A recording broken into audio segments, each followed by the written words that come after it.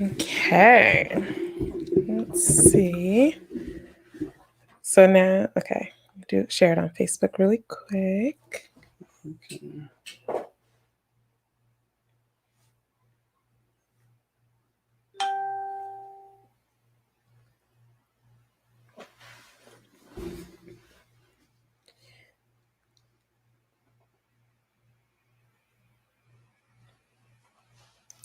Okay.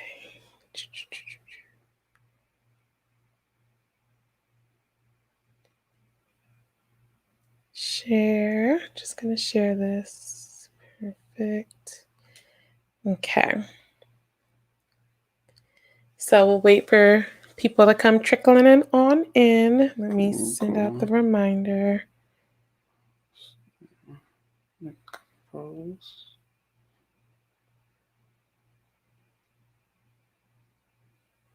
Hey, Aunt Chi-Chi. Hola. How are you? Let's see.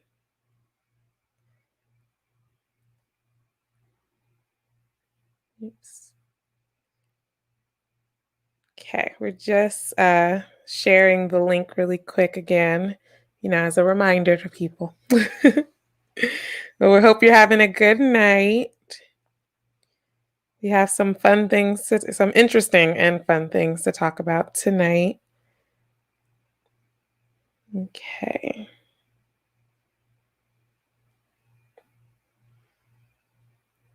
Doing fine. How are you guys? Doing well. I'm doing pretty good. Yeah, can't complain. At all. Okay.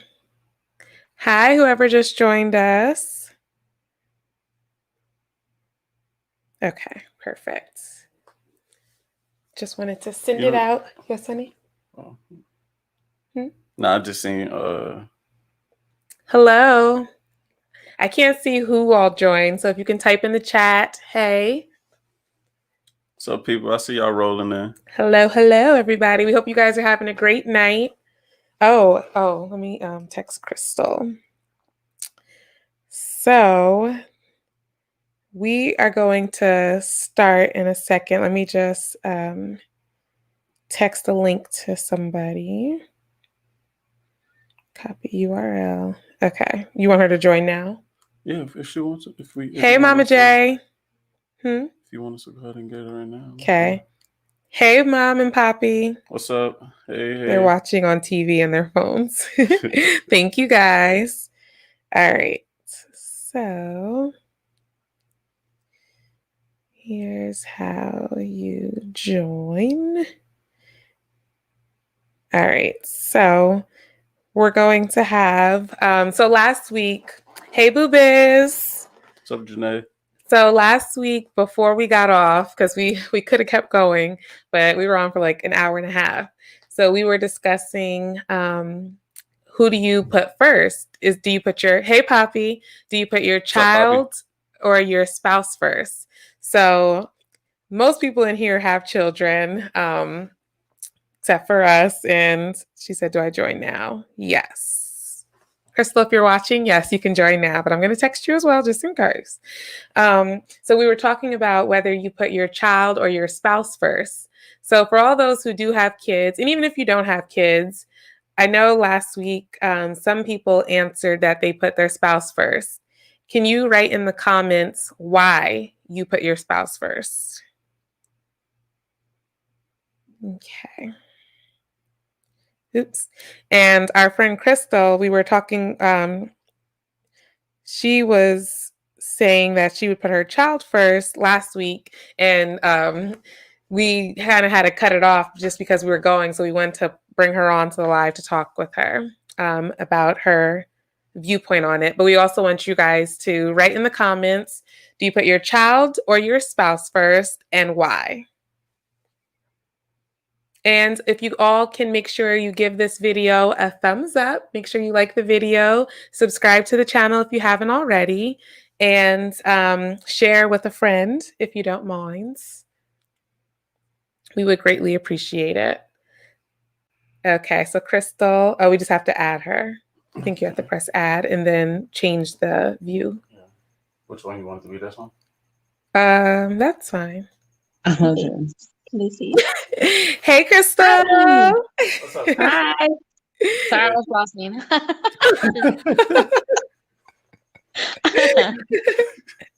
How are you? I am good, thank you. How are you? Doing well, darling. Doing well. Okay, so last week we were talking, like before we got off the live, we were talking about, do you put your spouse or your child first? And you were writing in, you were like, you always put your child first. But then we had to kind of get off the live, so we didn't get to delve into it. But we wanted to bring you on. Just, hey, Kev. What's up, Kev? Yep, she was my What's up, neighbor. mommy? My mom was like, she was your neighbor, right? Yes. She was my That's neighbor. right. She was our neighbor. All right. But yeah, so we wanted to just discuss that. So you say that you would always put your child first over your significant other, correct? Right. Mhm. Okay. And why is that, darling? So, oh goodness, I'm gonna get a lot of shit for this. Um, I know spouses, I mean, me and Abel have been together for 10 years, Mhm. and I mean, obviously, I'm not saying that we are gonna ever break up or split up or divorce or whatever, but Mhm.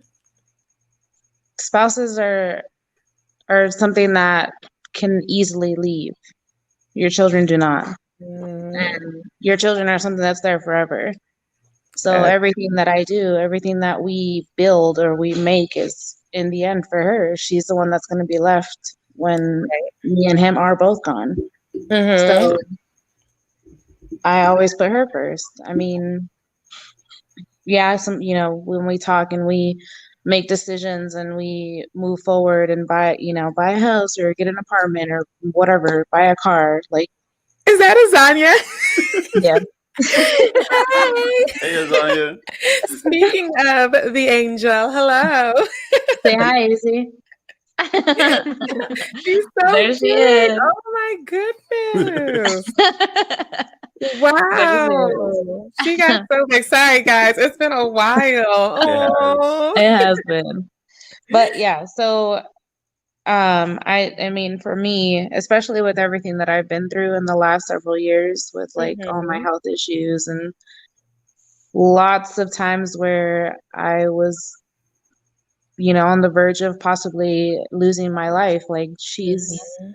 she's who I think of. She's who I'm worried about. She's who I'm wanting to prepare, making sure that she's taken care of. It's not Mhm. Abel because he's going to be fine. He's an adult. He can take care of himself. It's her. She's the one that can. Okay. So I So put her you first. you look at it more in the sense where she's dependent on you, and then also in life things happen, so God forbid you and your spouse did separate. It's like, yeah, he might have been temporary, but she is always going to be your child, is what you're saying. Right. Right. Okay, so I can understand that thought. And I get like the realistic side that life can happen, and you know, who knows what the future holds. But if your mindset is like, if you and Abel have the thought that we're going to be together forever, and in order for us to be great parents, we have to be great first, then wouldn't it be like more optimal to make sure that you guys are functioning at your highest level and making sure you both are, like, do you get what I'm saying? I do get what you're saying. Yeah. Yeah. I do. Okay. I mean, yes. I Mhm. mean, that's why I'm saying, like, when we discuss things and we make plans and we decide to do things, like, we're making it as, I'm Family not unit. just like, oh, I'm gonna buy a house. Like, you Right, want to right. move in, you can move in. It's Right. not like AC, it's you not. want a house? Yeah, exactly. Like we make decisions like that. We don't just do impulse things separately. Mhm. But just for me, myself, I mean, I can't ever say, yeah, I put him first and then her. It Mm, just seems wrong. And I mean, again, this is just my opinion. This is Right, just Yeah, the yeah. way that I think. And it's Mm-hmm. not necessarily saying that me and him are thinking as one. It's just she's she's a person who, granted, without him I would never have her, but at the same time, you know, I went through a lot to keep her here. That's true. You good. Yes. Yeah. Yes. Yes. And I mean, I couldn't imagine saying, oh yeah, well, since Abel's been here for 10 years, he's number one and Zana's number two. Like, that just seems wrong. And if anything, I would say they're equal and Mm-hmm. there is no, one before the other. Like, it would be the same. I wouldn't be able to. That's like saying, like, who's first? I guess your family or your spouse. Like, I could never say my mom's before Abel, or since my family is separated, my mom and dad, I can't say my mom's before my dad or my dad's, whatever the Yeah, case is. 'Cause I think it is very complicated. I just want to read yeah, a few comments really quick. My stepdad said, it takes both of us to run the household, and whatever it takes to keep our household running, comes first. No household means no rent is paid, no food is bought, etc. So that's a good point too. And you kind of brought it up too, like you guys make decisions together, you do things together. So in essence, it is like you don't let your child dictate right, everything and not have your spouse make right, decisions, and his input his input does matter. So in a right, sense, I feel like so okay, so I do think that you should put your spouse first, just because I think like that's like the first step in parenting is making sure you two are optimal, because you two are going to be the ones who are raising this beautiful blessing of a baby. So right, it's like, God forbid, something like you said, you've been through health scares and things like that. So let's say Abel's a good guy, but let's say he was, let's say that he was someone who wasn't as responsible, or, didn't have his ducks all the way in a row. And it's like, you are always putting Azania first because you have it together and you're going to make sure your child has whatever she needs. But then God forbid you pass away, he's responsible for taking care of her. right, So then it's kind of like, so I guess it goes into, for one, knowing who you're choosing to have a child with. And that is a huge decision, and something that some people don't necessarily think all the way through before they have a right, child. And then two, I think about it in a sense where when you put your spouse first, if they're a good, and it's only if they're a good man and a good woman, because if you're putting someone first who is disrespectful, demeaning, abusive, and then you're neglecting your child, that's who's that going to benefit, you know? right, So I do feel like it's not, because I think when some people hear that, and I don't know if when you hear it, you think it, but it's like, if I put him first, then it's like he is grown. He should be able to take care of himself, and she's a child. So it's like I'm just pushing her to the side for his needs. Yeah. And I think that's what, I don't know if that, I'm not going to speak for you, but I do think that's what comes to people's mind when they hear you put your husband or your wife or your significant other before your child, because they're like, he's grown, he can take care of himself. My child is dependent upon me. Which yeah, I think should be the case, but some people do push it. I'm not gonna say Where they it's push it. unhealthy. Well, you can't say that it's unhealthy, because I mean it's down to perspective. Because a guest that someone that's usually in the audience with us, one of our friends, he looks at it like, if the house is burning down, I was going to ask that. it's a good day for his wife instead of his kids. Not okay. He didn't say it's a good. Well, yes, he did said say those that. words. Okay, he did say that.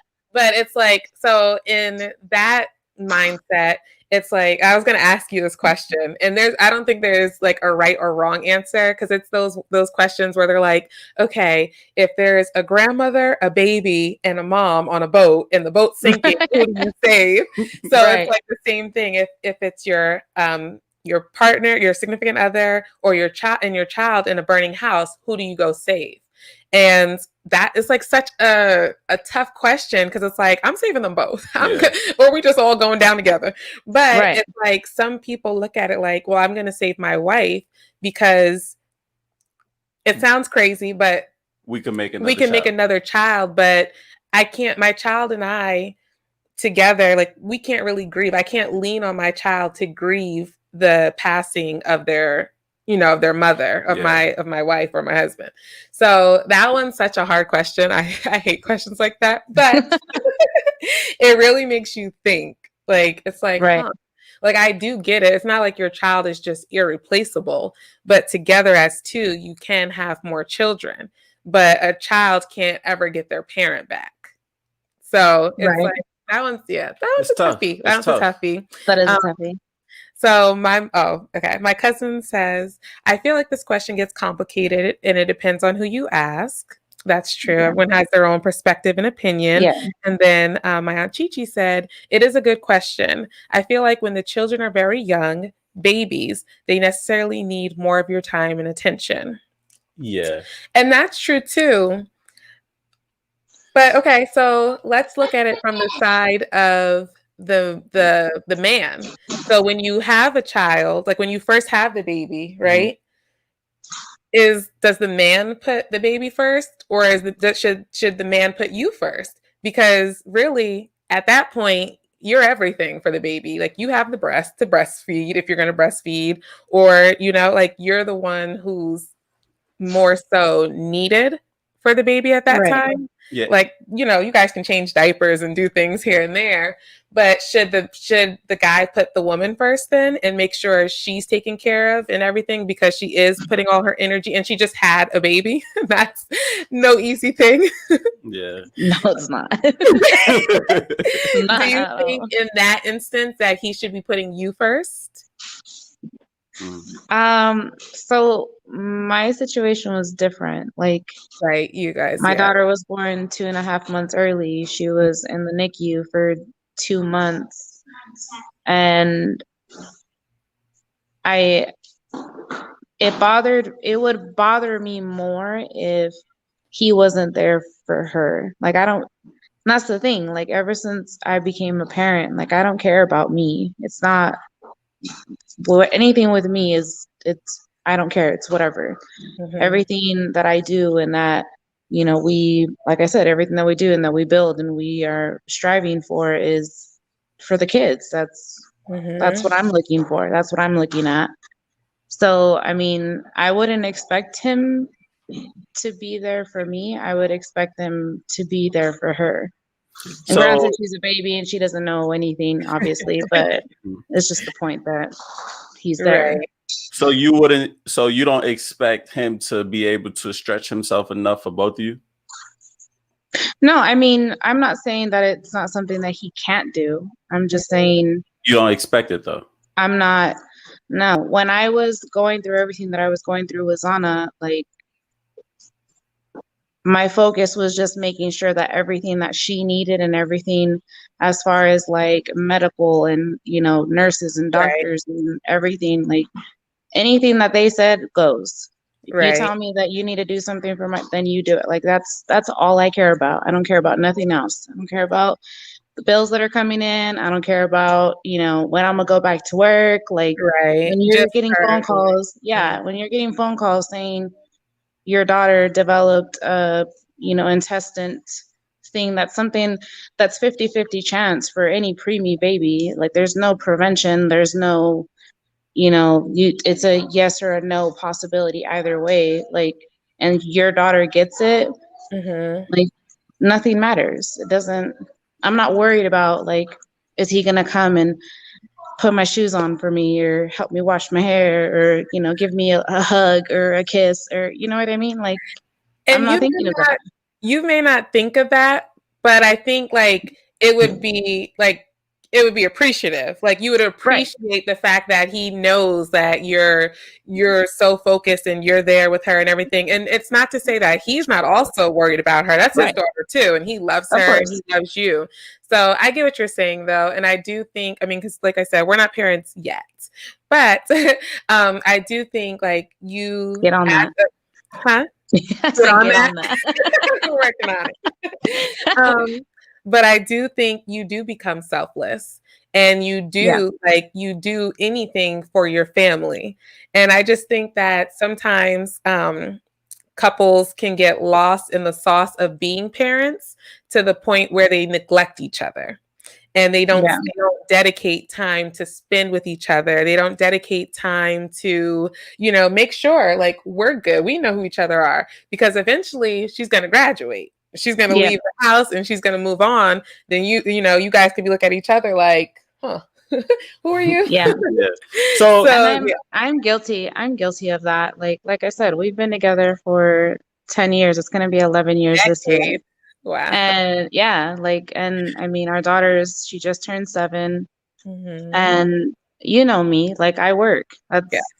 That's what I do. I'll work 2 to 3 jobs if I have to. Like that's just how I've always been. And last year in October, like I got hit like really hard with like, I'll explain later, you're going to be shocked. But anyway, I was a shot victim of a drive-by shooting. So I almost died. Wow. But thank God that you're alive. You're still here. I know. And that's why I'm saying like everything that's happened, like, I mean, the other stuff that happened was serious too, but this was like legit, like, there was not knowing anything. And the only person that I wanted to tell, that I wanted to know so that they could plan or do whatever was Abel. He was who I was trying to call. He was the one that I was trying to inform. And like now, like I tell him like, I want to do more trips and I want to spend more time, because I wasn't doing that before. I was focused on working and, hustling and doing my thing and whatever. But all right. So even though you don't choose to depend on him, right? Right. And you put your child first, does he just put her first, or does he feel like he put you guys like equally ahead of himself? Do you know? I don't know specifically, but I think he would put us equally. Okay. Like anytime that anything has happened with me as far as medical wise, like he's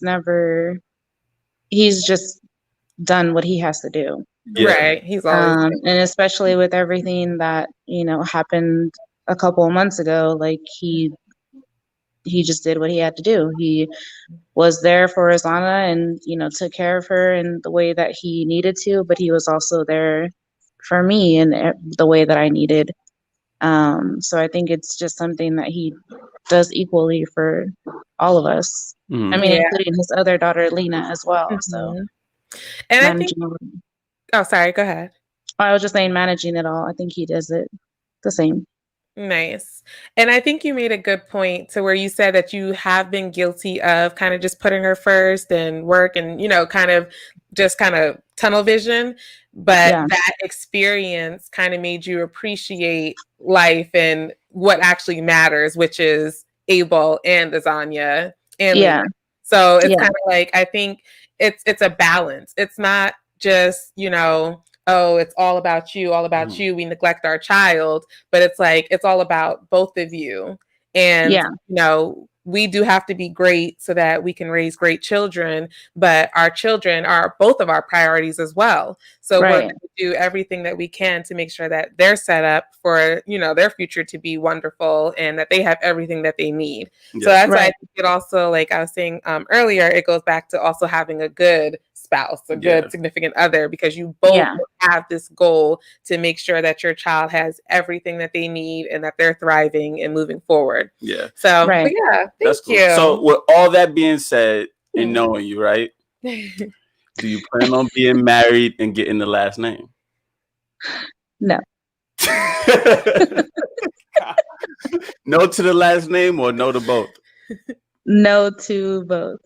Okay, so why not the marriage? Even though you see yourself being with him as long as you guys, shall live. shall live. Yeah. Is the only person If that you you feel think of. comfortable talking, because this. Yeah, I mean, yeah. Yeah. Please, That's fine. I mean, we get asked this question a lot, obviously, and the time that we've been together, everyone's always like, "So when are you getting married? When yeah. are you getting married?" And And it's especially not my even mom. for me. It's not the time. It's hearing what you're saying now. With everything that you can say, why wouldn't you want to be married? So, oh, good. You guys are gonna get me in trouble. I No, swear. okay, let's not talk about this yet. I want you to talk Um, to Abe about it first. Let's not talk about it right now. Abel Okay. already knows. It's fine. Abel, we've already discussed it. I mean, It's obviously not our trouble with him, is conversation. it? No, No, I no, mean, no, no, no. I didn't Like want you we've, to put it out there without telling him you're gonna put it out there yet, because that's still your personal business, you Yeah. know. Yeah. oh, I mean, he's fine. Okay, he'll be all right. No, sorry. Well, he's fine.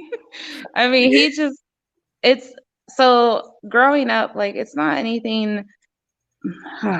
It's just when I grew up in a religious home. Like, everything was, if you do this, you're sinning. If you do this, you're sinning. If you do this, it's by God and for God. And I'm not saying anything against religion.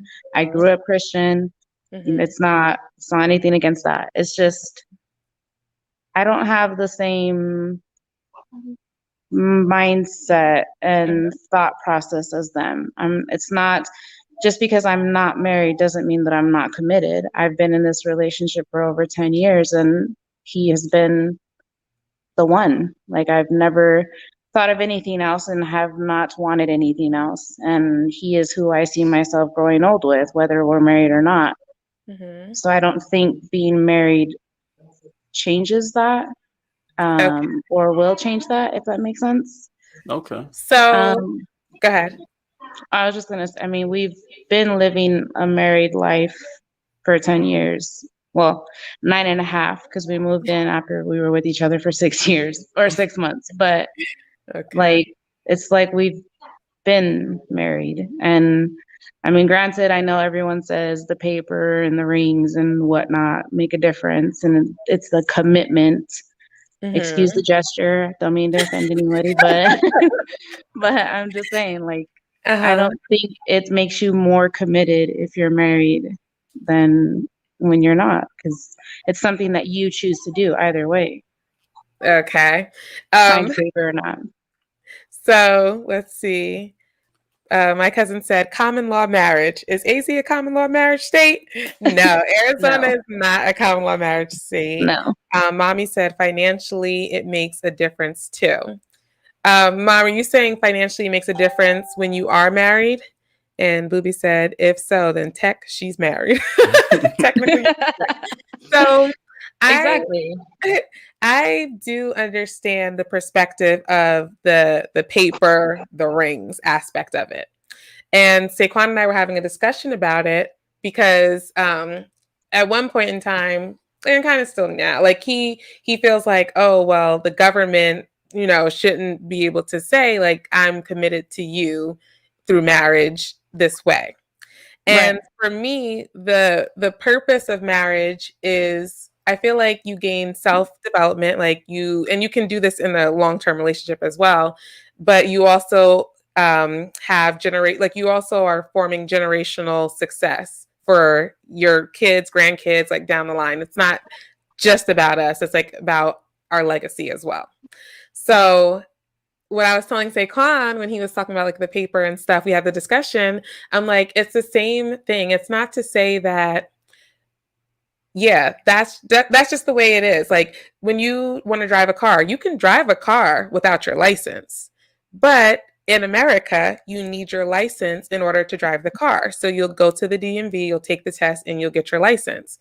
You can be committed and we can say like we are married and this is what we want. We want to be married. But in America, in order to be considered married, unless you're in a common law state, you have to go and get the license and do that part of it. So that's where I look at it. Like I get the whole. Like, a lot of people say that they're like, oh, I don't like the whole contract part of it and the whole government part of it. But I'm like, that's not marriage. That's just the license. That's just the way that it's set up in America. But I understand what you're saying. But I just want to read the comments really quick before they get off the screen. Oh man, it just got off the screen. Let's see. I have a question. Does it make you more or less committed or more or less covered by the law, the banks, and God? Question mark. And then we're going to answer that. My mom says, yes, God forbid one passes, the other can get the Social Security benefits as spouse when you're actually married. And my friend Damien said, preach. And then my aunt said, marriage is, at the end of the day, if we take the romance out, a contract. It is. Marriage is a business. Like this is like a whole business. And then let's see, drive the car. And then my cousin said that part on Chichi. I wasn't about to get legal, but I guess we can. Yeah. Now see, and that's now my whole outlook on it is if we can talk maturely about marriage to reach the point to say that it's not just love, it is business and other things into it, then okay, then I could accept to say, yeah, the government this, the government that, these contracts this contract that. I accept all of that. But if we walking into this saying, oh, let's get married just because love, I can't fully just jump on it because of the fact that that's not why they have it set up this way. Right. And I don't think that marriage is just love, because you can, like, there's a lot of people who say they love you. True. And then that you break up or you get divorced or they're cheating. Like, so just because you love somebody, it takes way more than that for a marriage to be successful or for you to say that this is what we're doing moving forward. So I do agree that marriage is more than that. And to go back to Damien's question, when you are married, you are covered more so. Sorry, I'm just reading the comments. But you are covered more so by law. So God forbid if like I'm in the hospital and I can't breathe, like I'm on a feeding tube and I'm unable to speak or talk for myself. If we're not married and I don't have you as my, what's it called, hon? I forget, but I know what you're talking about. And my attorney, you know what it is, guys. Power of attorney. Thank you. If I don't have you as that, then my mom can make the decision, or you know, like she would be the person who would make the decision. And if we had a discussion about what I wanted, then she comes in and it's different. Like she's like, no, like if I say do not resuscitate, and he's like, he's going to honor that for me, but she's like, she gets to make the decision because he's not my husband. Then she's not honoring my wishes because, you know, as a parent, she's like, no, we're fighting.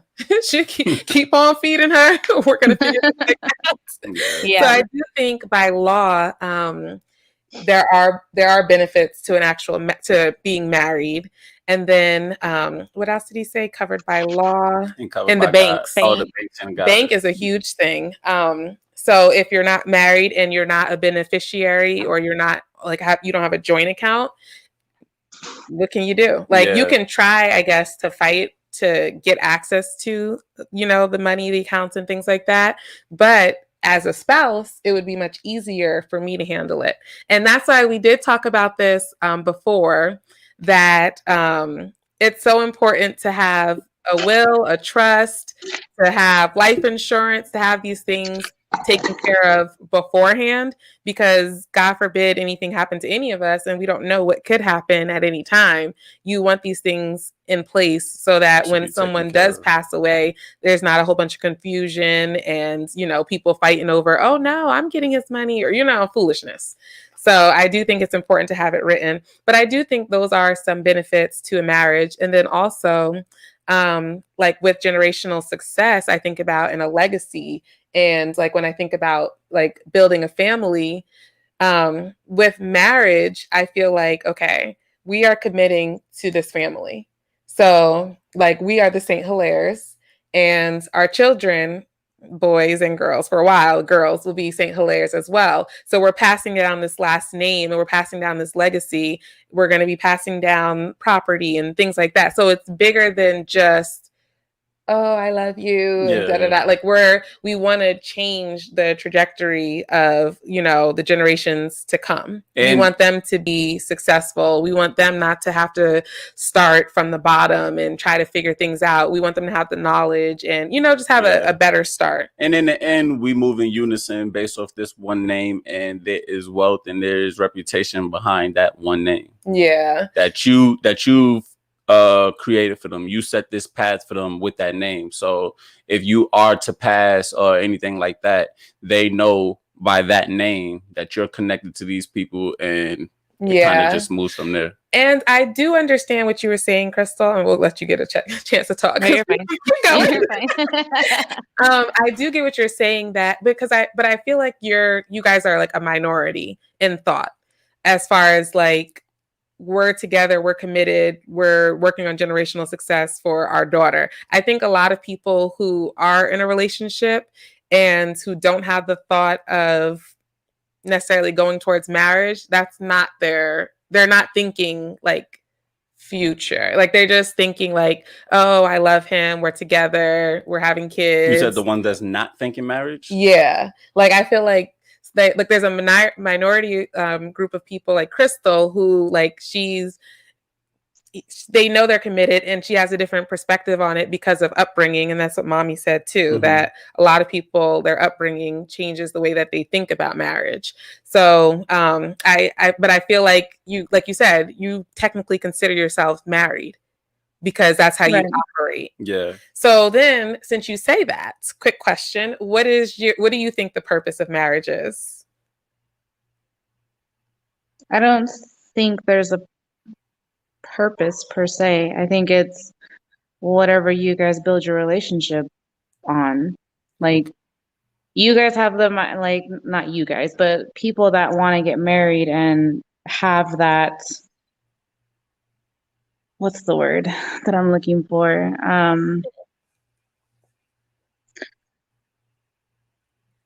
People that want to be married and that want to have the one last name and to, you know, build the life and whatnot for their children. Like you're saying, like I don't think it's necessarily a purpose. I just think it's something that they believe is the right thing to do for their relationship based off of, again, their upbringing, like she said, and, you know, the way that they view things. I don't believe in the one name. My daughter has both of our names. I'm not that type of person.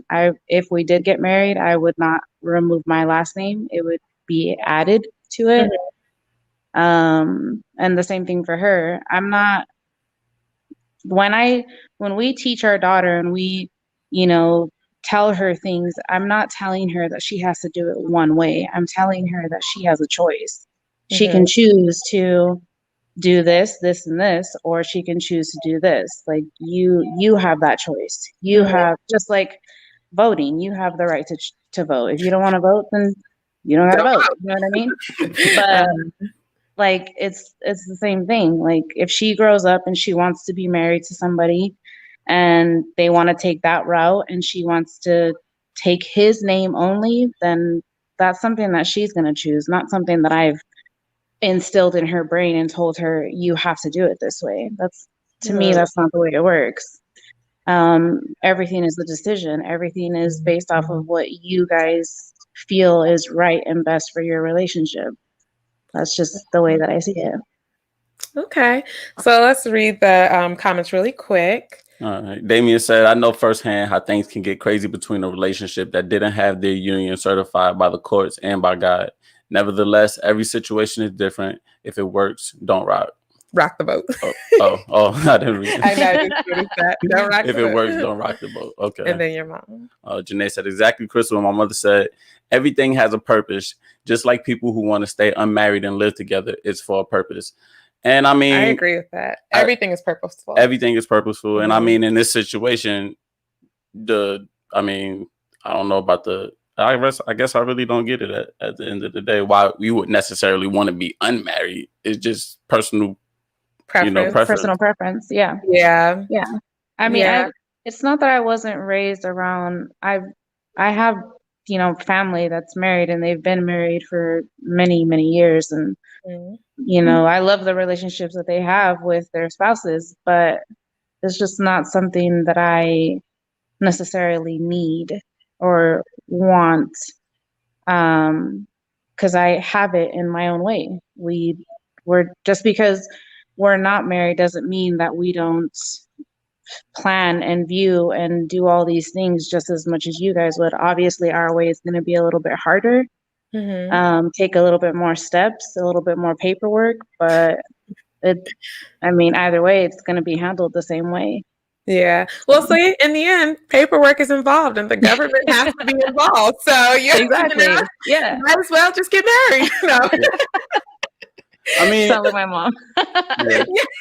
I guess like literally. I guess I either get way. it. I mean, I get it in her. And see, the thing about it is, even down to the kid and on her, and she is working off the safety net of what if this don't work.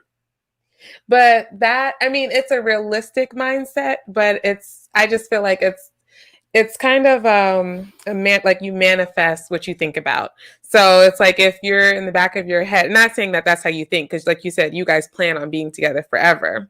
But Right. it's like if you're always like, well, you might be temporary. Like anytime I get upset, we're not married. We have our child. Mm-hmm. I'm like, you might be temporary. You can come or go, but this is forever. And I'm not trying to go through all of that with the paperwork and this and that. Like, I just feel like that's something that we see a lot today in marriages and even not in marriages. Our people are so quick to just let go of the relationship, not willing to work on it and fight for it and actually try to grow together to make it work. So I don't know. I just feel like that whole mindset of just being temporary is like you're going to manifest that. Like you manifest See, that person. and I don't think that's because, me Go and ahead, David. me and Abel have talked about this before. Like we just talked about this last year. Mm. And I told him, like, I don't want to be the type of relationship where these people, because whether you're married or you're in a relationship, there's a lot of people out there that are just like, okay, bye. I'm out, have fun. I'm gonna get divorced and have 3, 4 divorces on them, or, many different relationships because it's just easy to leave. And I Mm-hmm. told him, like, whether we're married or we're not, like, the point is either way, like, we're gonna work and we're gonna fight for our relationship. Mm-hmm. And I believe that's part of the reason on why we've been together for so long. It's not Mm-hmm. something, no matter what, as long as you make that decision to commit and to build a life with somebody, whether you're married or not, like that's a choice. You're going to Right. choose to fight. You're going to choose to make it work. You're going to choose to make sure that it's just not that easy for them to just walk out the door. And that's what I told him. I'm Mm-hmm. not, just because we're not married doesn't mean that I'm just going to be like, okay, see you later. Like, no, bro. Like, we've been together for almost 11 years. It's not going to be that easy. Like, we've Right. put everything into this relationship and we've been through a lot. And it's not anything that I'm just going to be like, okay, see you later. Mm-hmm. Have a nice life. Because that's a lot to lose. It's a lot A to lot let go of. invested. And Yeah. yeah, and I don't want to be that person to just let that go just because, whether I'm married or not. And that's why I'm saying I think either way, it's just a decision that you make together. It's something that you decide on and you build off of that, whether you have the paper and the, ring and whatnot or not. So, Okay. So, Navarro. Navarro said, marriage is a type of agreement to create generational wealth along with doing life with one partner. Damien had a question, but let's read the first comment he had. Miss Crystal, number one, thank you for your honesty and openness. You said you're showing your daughter that she has a choice. How much is the lesson being verbally given as opposed to visually being taught? And if you were asked by the love of your life to marry right now, would you? Okay, Dave. Yes. That's a good question. So you would say You would yes. say Um, yes. I would say yes. If we've talked about that. Like, yes, I'm not opposed to marriage. I'm not saying that like no, absolutely not. Like you can't ever like that's not what I'm saying. What I'm saying is that I don't have to be married. It's not something If you're you seeking at all. right. It's Okay. not something that I'm like, okay, if you don't ask me to marry you by this time, like we're done. Like, no, that's not what I'm saying. If he does eventually propose to me, okay, yes, there's no reason for me not to. Like I said, we've already been in that mindset. We've already been living that lifestyle. Would you be And excited though? If he got down on one knee, would you be cheesing and oh, of course, like, yes? you know, come on, like who wouldn't? You know what I mean? Like, obviously. But, and then as far as like my daughter, so she's 7. We obviously like she thought for the longest time that we were married because just of our lifestyle. Mhm. And when it was explained, she was like, "What?" Like she was so shocked. Like, Mhm. and that's why, like, you know, we've talked to her and we've told her, like, it's not anything. Obviously, the lifestyle that we're living, the way that we are showing her to her, we're married. We're a married couple. So, I mean, I don't think we need to. What's the word? I guess put Solidify it it out there. maybe? Oh, go Right, ahead. Okay. right. Like she knows now, obviously, that we're not. Mhm. And it's told to her, like, we've discussed it before, like, these are just decisions that you're going to have to make when you get older. Like, we'll discuss this as she gets older. As of right now, she doesn't, we tell her something and like 2 minutes later, she's like, what? Like, what did you say? You know? So right now, she's not paying attention to that stuff, even though we've talked about it before. And once she gets older, we will. But we just tell her that these are just decisions that she's gonna have to make when she gets there. Okay. That's So understandable. And I do know that children, they watch everything. So she's gonna everything that you guys are doing, even though they don't click to her right now, they're gonna play a role in who she is when she gets older. right, So exactly. and okay, so Poppy says the reason I got married, besides the fact that I knew she was the one, was the one for my family. Her wait, let's see. She was the one. My family, her family, my friends, and the women who are my exes know she is mine. Mess with her at your own risk. Let it be known, like this woman is protected, covered by me. That's a good point too, because I do feel like it is. I mean, yes, you can see like someone dating somebody and how you treat them is how other people around you are going to treat them. But like when I say, yes, my husband is on his way, I feel like it's different. Like people react differently than I say, oh, yeah, my boyfriend's coming. Like I think mentally people are going to, I mean, it doesn't really matter per se what other people think, but I do think it's a different, um, It changes people's view based on the status of me. Like they look at me yeah. different based on being a husband rather than just a Just a boyfriend. boyfriend, yeah. So there's a lot of factors that play in it. And Crystal, I really appreciate you coming on and joining We us did. and We sharing everything with us and please everybody. please I don't know what. Drop some Everybody, hearts in the yes, comments or some anything heart for Crystal. emojis. Yes, we love you. And yes, we definitely have to catch up, girl. We've been saying it and we haven't done it, but we I are know. going to catch up. Sounds good. All All right. right. So Thank you. you're welcome. Thank you for joining us. Thank So, you, Crystal. Yeah, you can stay and watch. huh? I don't know how this works, but No, because we're going to share the screen. So I'll say take the okay. video off. All right. So we're gonna Yeah. stay on, but well, not on video, but still watch. Yes. We're gonna move on to the next topic. Okay. Okay. All right. Thank you. Okay. All right. Everybody said thank you, Crystal. Okay, good. And thank you guys all for your input and for your questions for Crystal as well. Yes, we really appreciate your engagement. Yes, we do. So what's the next thing you want to talk about? So the next one is the twerk on Washington. Yes. So as you guys know, Monday was MLK Day. And, you know, we're all appreciative to Martin Luther King Jr. for all of his sacrifices and the changes that he made possible for us today. And we are all familiar with the organization Black Lives Matter. Mm-hmm. And before we go further, a lot of you guys, do you guys support Black Lives Matter, the organization? So, yeah. So you guys can answer that and I'll just talk. So for me, I support the slogan. I am a fan of the slogan Black Lives Matter because obviously Black lives do matter.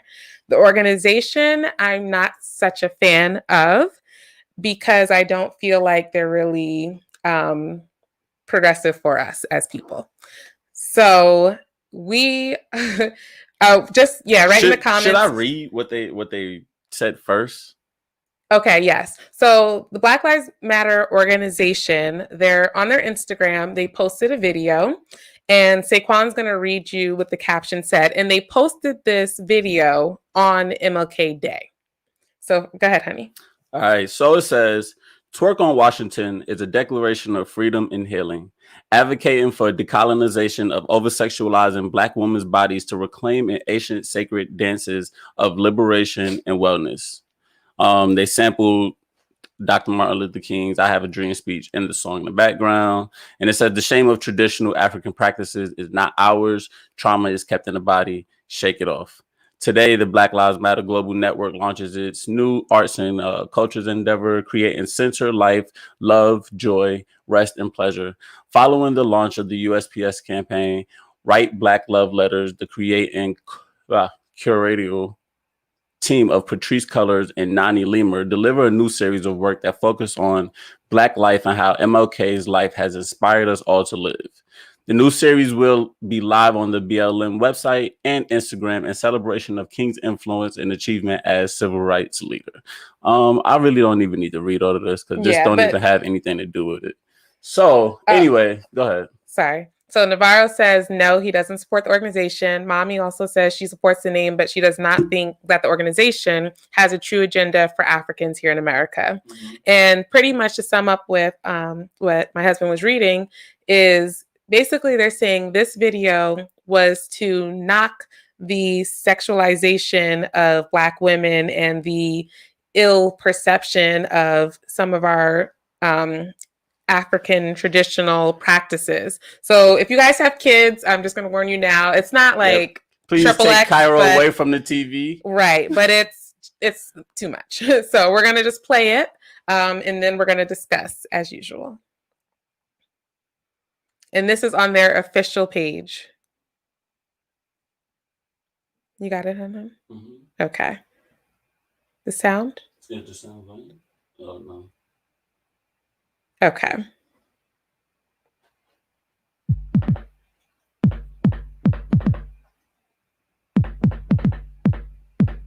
It's your girl, Shayna.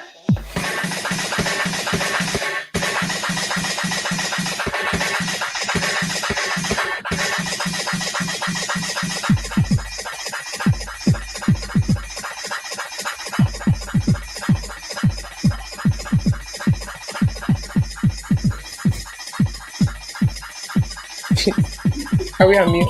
Mute us, please.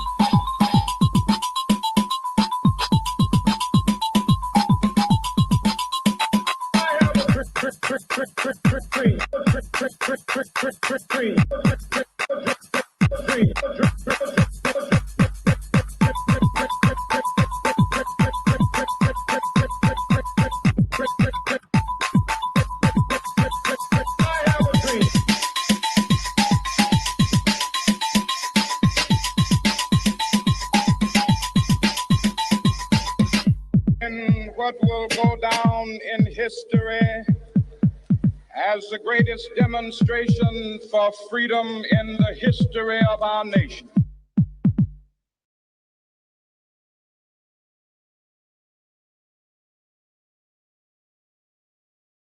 man. Okay, so Jesus, Booby take the says, just trying to figure out how this is cute. It's not. It makes her look bad as a female. It does. wheel. It does. And it makes us look bad as Black people, like we have no class or home training. Yes, it does. These are, let's see me, these folks that embarrass us, shaking my head. Yep. Jesus, take the wheel. Lord. Yep.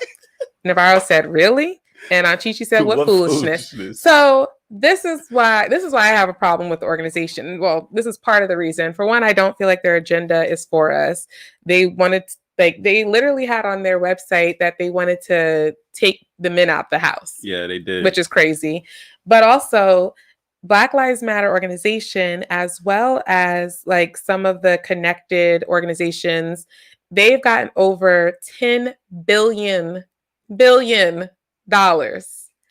And I'll even like, honey? This is straight from a Boondocks episode. It is. They talked about this. They talked about that. And the money is not going to us. It's not going to our communities. The smaller Black Lives Organization chapters, they're even asking, where's the money? Because they're not getting it. So for them to put this video out on MLK Day and say that this is their new Black culture and arts representation program that they're starting, this is where the money's going?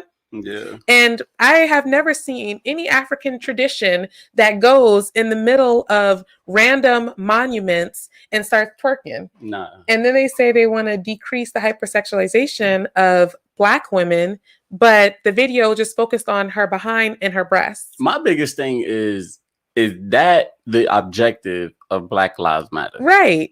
We're not trying to reclaim sexualization right now. We're trying to fight for our lives, get justice, and do better. So we let's see. So I was gonna say tea time. Navarro said, really, Chi-Chi says, what foolishness, is straight from a Boondocks episode. And Mama J says, no wonder they don't take Black people serious. Yeah. Yes. And that Instagram page for Black Lives Matter has over 14 million followers.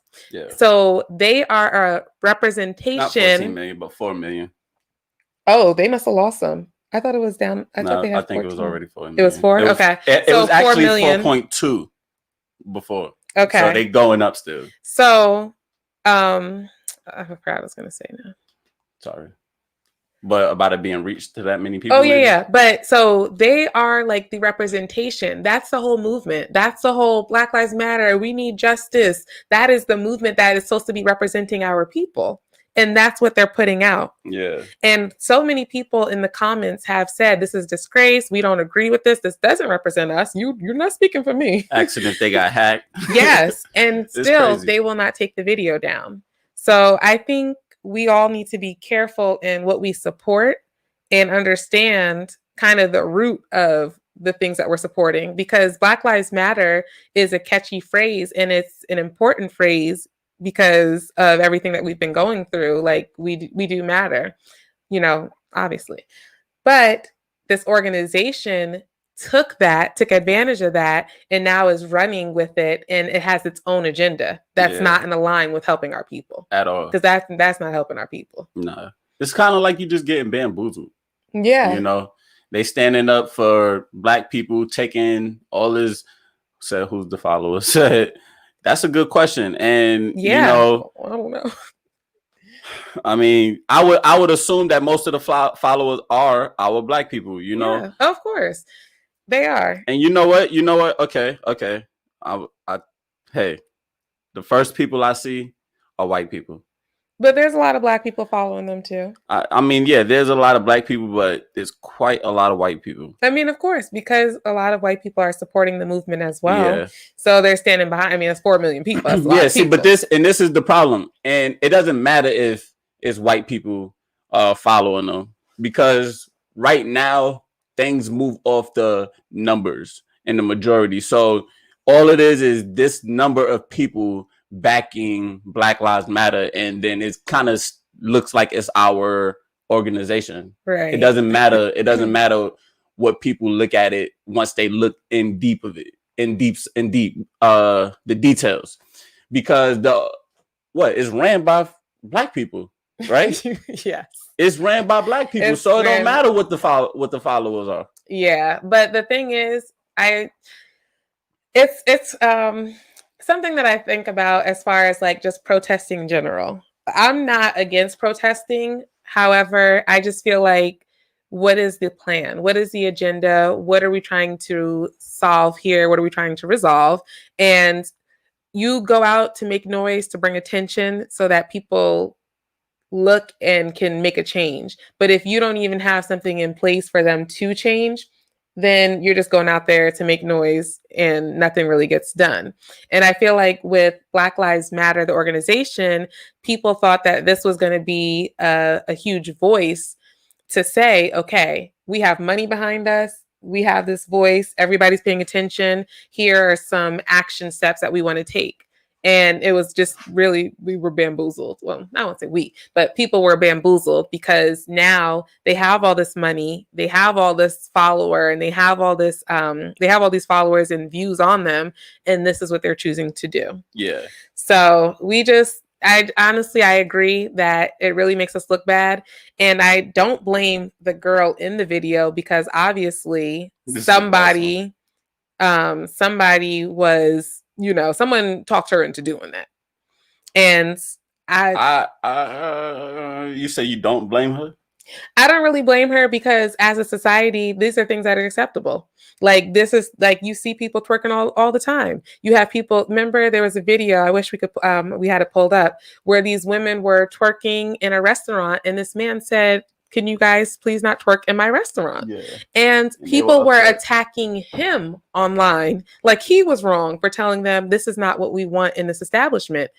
There are kids that are eating there. There are people like you're coming there to eat. I don't need you shaking your junk while I'm eating. Yeah, but this brunch culture then took it too far.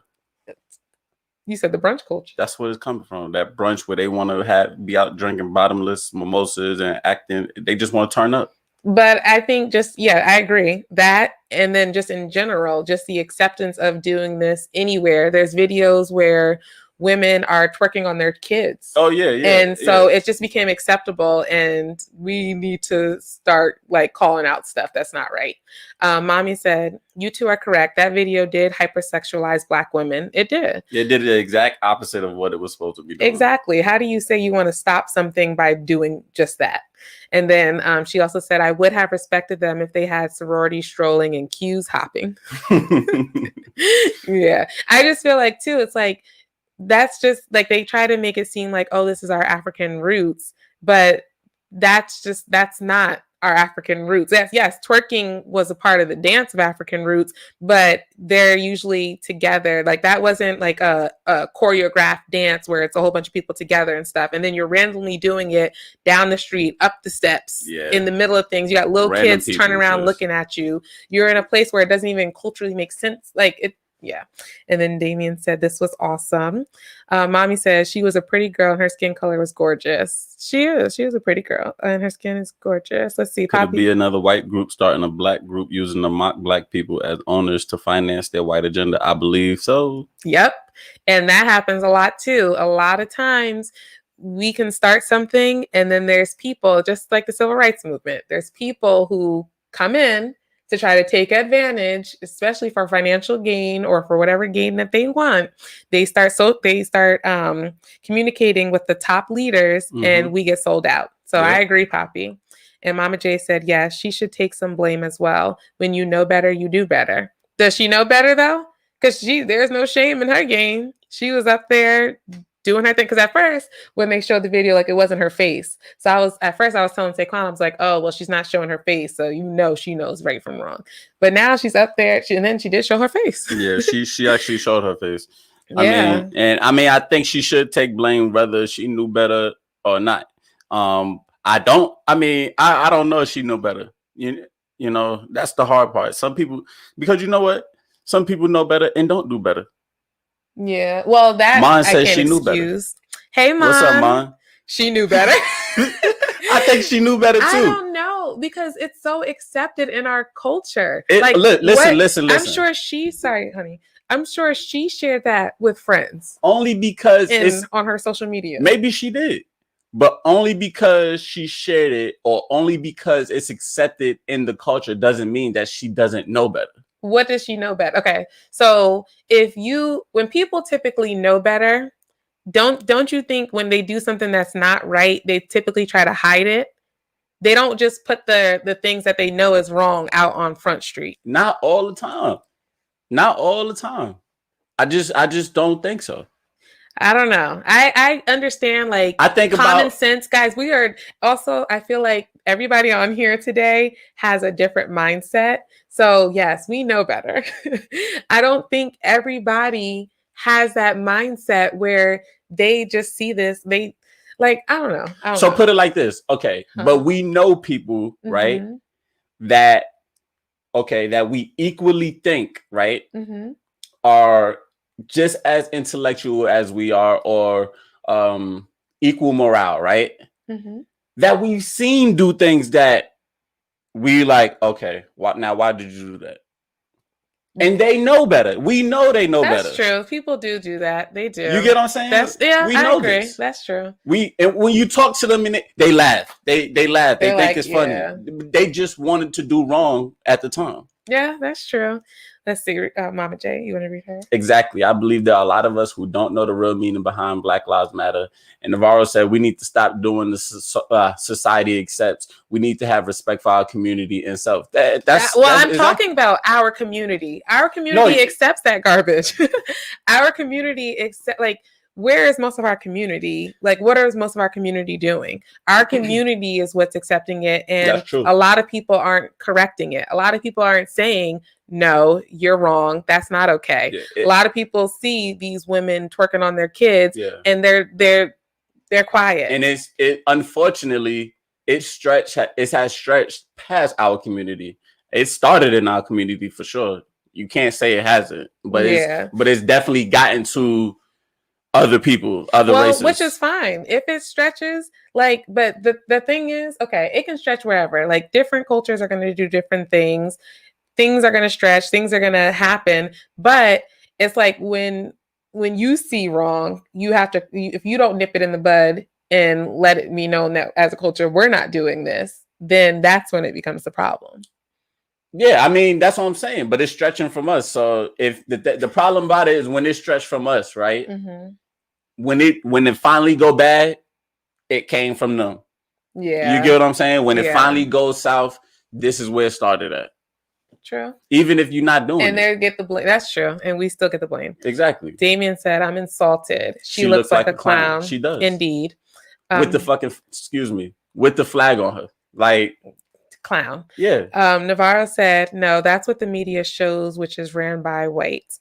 That's why I said I don't fully blame her, because I also think about the person behind the camera. Whose idea was this? Like, it goes deeper than just the person, just the puppet willing to do the action. Whose idea was this? Who set this up? Who thought this would be a great representation for this movement? You know what I'm saying? So I do still think she should take accountability and responsibility for her choice. But I'm saying it's deeper. It's way deeper than just the girl on the screen. That's who gets the backlash. That's who, for the people who are going to backlash. Yeah. And you can't go ahead. But I was just going to say, but the people who are narrating that story and showing this and putting it on this big platform with 4 million people, that's really who's to blame. Yeah, no, they're to blame. And and the fact that it's happening and being socially accepted, that's not white media just showing that. That's actually happening. That's actually there. Well, I think it's also, I get what he's saying. Like, you're right. These things happening, because how can they show what's not happening? But the media is ran by white people, and the narrative that they do show of Black people is just a one-sided narrative.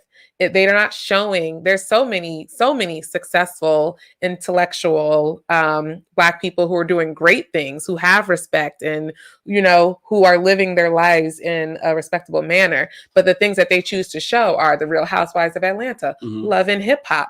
They want to show like all these drama shows where it's women being catty and petty, grown women and men being petty and catty, showing off their body, these models. The people who make it, typically, the majority that we see are not the people who you would really want your daughter to look up to and to, you know? Well, I mean, yeah, the one that they put on TV, right? But let's take it off TV. We can't say that. All right, us, me and you, being around.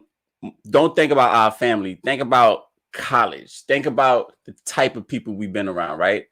You mean to tell me that you don't think within our community there are college graduates, smart and high places, living the way that they need to, but they not twerking near their daughter?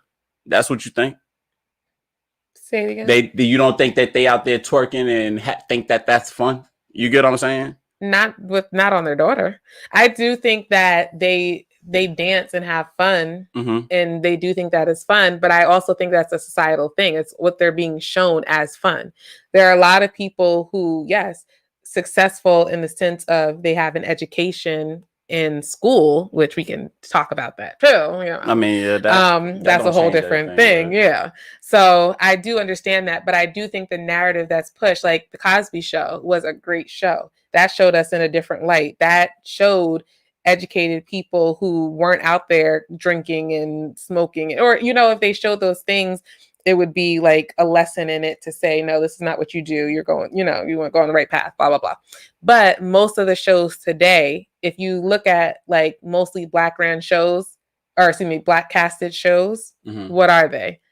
It's either ratchet, single parents. You got, remember, like we were watching back, even old shows that I thought were so great. Like I used to be like, oh, I only watch old shows because they just had such a good message and they were so much better. But we watched 101, and that's Flex Washington with Brianna. Yeah. Single dad, the mom and him not together. TV, he's out there being a player. She's out there trying to be grown. Then we watched Sister, another one. Roger was basically a pervert, and you had T and Tamara boy crazy. You had Ray and Lisa living together, not married, not even together, and they had their issues. Yeah. So many shows I even thought were great were not great. So the narrative that they're pushing on us, even as simple as it's not a Black show, but Hey Arnold. Remember, we were just talking to my sister-in-law, and she was saying the kids have been watching Hey Arnold, and so my niece, she's going to be 5. She was like, yeah, when I go to school, I'm going to push so-and-so, like her little brother, into the locker. And she was just joking, but she got that from Hey Arnold. So it's like the things that you visualize are going to play a role on you, whether you think they are or not. Navarro says, sure, but she can say, oh, when I said that I don't fully blame the girl because the people who put her out there, he says, sure, but she can say, I guess no. My wife picks and chooses what roles she wants to do when acting and modeling. Yeah, that's true. And I do believe she should take accountability. I just don't think she's the biggest factor. Damien says, we ain't never seen Coretta busted open during a march. We ain't never seen Betty Shabazz shake a tail feather during a meeting. This is personalized foolery. Okay, see, but this is what I'm saying. Shirley Chisholm is turning in her grave. Where it was introduced to us wasn't during the meeting. It wasn't during the march. It wasn't during these type of things. That's what I'm saying. Now, when you watch reality TV, you think that the director said, hey, I need you to twerk real quick so I can put that on TV. I think they actually caught them doing it, so they put it on the TV. You understand what I'm saying? Well, that's one, because wherever you go, there's going to be people doing positive things. There's going to be people doing negative things. And the people who are going to be casted are not the people doing the positive things. And I've heard in reality TV show, like when people actually come out and talk about it, that they could go and have a meeting. Like, let's say 2 women had an issue with each other. They can go have a talk, and it can go smooth, and they can handle it well. They'll say, let's rewind this. The producers start feeding them lies and stuff like that. They want to entice them to fight. Yeah, but and throw drinks and all that. And that's true. I've heard of them doing that. But at that point, it's not the producer's fault. It's their fault because they don't have any self-control. I agree, but I agree. There's people that you can take advantage of, people who aren't fully mature and don't have the mental capacity not to fall into the trap at that time. Mm-hmm. But the producer knows what they're doing. It's still like a puppet show. It's Yeah, still and this is what they want to put out. They're not gonna put out a TV show. Like even DJ MV was saying with him and his wife, they wanted to do a reality show, but they wanted control because they didn't want to be put out there looking the way that these producers want them to. So that's my point though. So the first reality show come out that looked like a mess, right? We see that this is put on, right? Everybody else jump on the wave after that and keep doing this, keep doing it. All about money. And people want that quick gratification. People want money, especially our people who feel like, oh, they can't get certain type of jobs, or they call like our generation like the microwave generation. Like we want things quick. Yeah. So that's who you blame though. You blame the person that want it quick rather than the person that's dangling in front of you because okay. Sorry to cut you off. Go ahead, baby. No, what were you about to say? I do agree it starts in the home. It does start in the home. And we can't allow TV to raise our children. We can't allow TV to dictate how we behave. We do have to take accountability. I do agree. And I do agree that we shouldn't be supporting these TV networks and TV shows that are putting us out there in this way. There's always going to be, like I said before, people who are doing positive and people are doing negative. And there's always going to be people who want money and who are willing to just let go of their morals and values in order to get that money. So as individuals in a community, we have to take self-accountability and not feed into that or support it. Sometimes I think for some people, it's easier said than done because no one also wants to feel outcasted. We do want to be a community. And if that's what majority of your community is doing in the area you live, because environment plays a role, you kind of fall into the trap that way. So, but let's see. Hey, Khalik. What's up, Khalik? Let's see. Blame the weak twerker. She had a choice. She did have a choice. She did have a choice. I get it, but we ain't gonna show you the video, Khalik, because you be on a whole different wave sometime. But anyway, you got a shorty twerking, basically saying it's in honor of Martin Luther King, and Black Lives Matter posted this video on their page.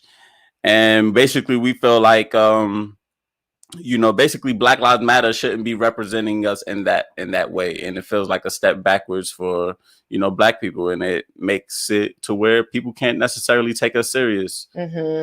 Yeah. Sanford and Son was one of the biggest stereotype starters. I still have a fight with people who think that I wear mismatched clothes. I've never seen. You never seen Sanford and Son?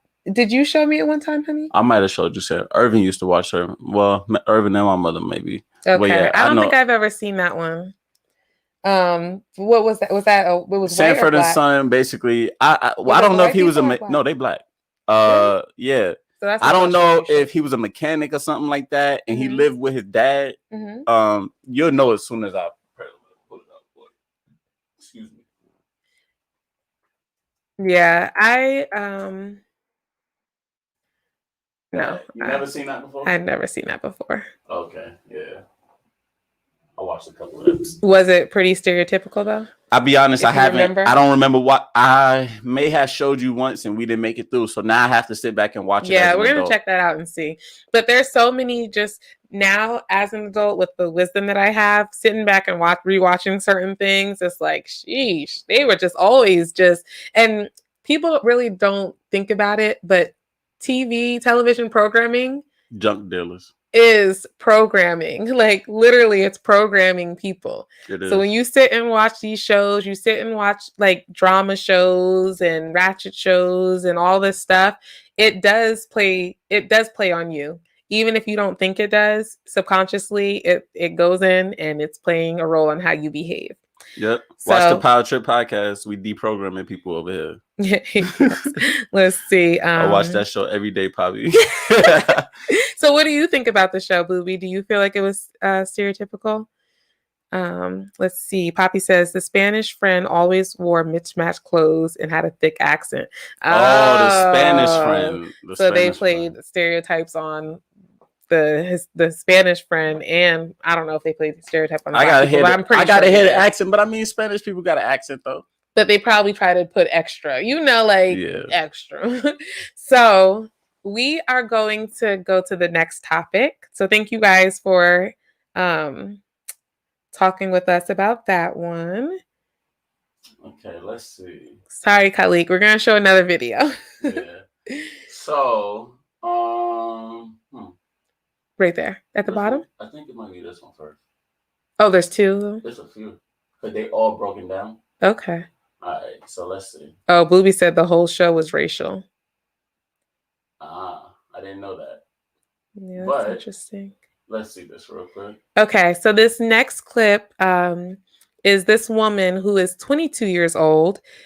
Because give the backstory, honey, because you read on it and you said that this is in a hotel. Yeah, this is in a hotel. Basically, this girl is in, I guess, like the store of the hotel downstairs. Mm-hmm. And basically, she's accusing people of her phone, and then this guy comes downstairs. Yeah, stealing the phone. Mm-hmm. And the guy comes downstairs with his son, or the son is already downstairs. I'm not really sure which one and what order. Mm-hmm. But she's accusing this little 14-year-old boy of stealing her phone. And let's just watch how this plays out then. Right. Okay.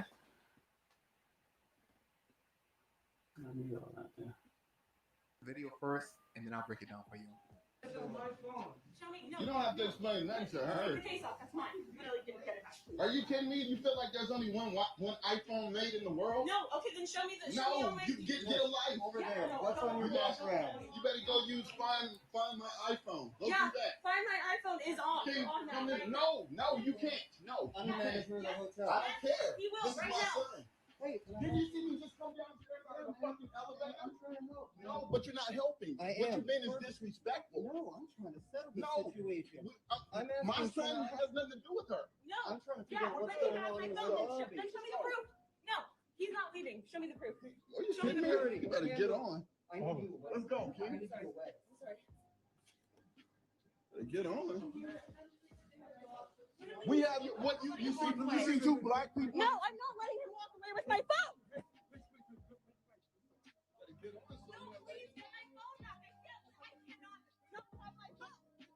Karens. So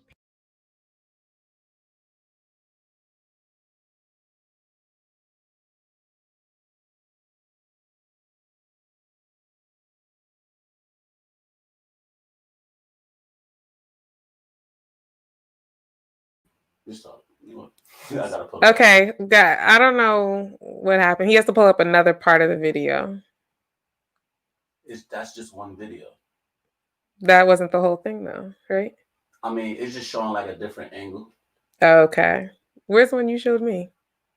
You want this? The one I showed you. This is a whole. No, not the one with Gail. Does that show her attacking them? You talking about this one? Oh, mommy said she couldn't hear it. I don't know why. Okay. Let me see something. Let me play it one more time. Wait, I'm only gonna play that one video though. Guys, let us know if you can hear the video. We want to make sure you can hear it. At the top. Or second to top.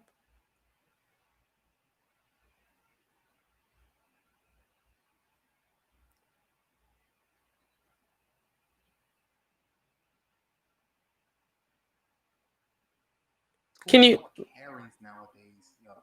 Can you turn it watch up? the video first, and then I'll break it down for you. You don't have to explain nothing to her. Thank you. Are you kidding me? You feel like there's only one iPhone made in the world? No, okay, then show me the. No, you get a life over there. What's on your background? You better go use find my iPhone. Go do that. Find my iPhone is on. No, you can't. No, I'm the manager of the hotel. I don't care. He will this right is my now. son. Hey, didn't you see me just come downstairs out of the fucking elevator? I'm trying to help. No, but you're not helping. What you've been is disrespectful. No, I'm trying to settle the situation. My son has nothing to do with her. No. I'm trying to figure out what's going on in the world. Then show me the proof. No, he's not leaving. Show me the proof. Are you kidding me? You better get on. Let's go, kid. I'm sorry. Better get on. We have you see two black people. No, I'm not letting him walk away with my phone. Better get on. No, please get my phone back. I cannot Karens. So apparently this Karen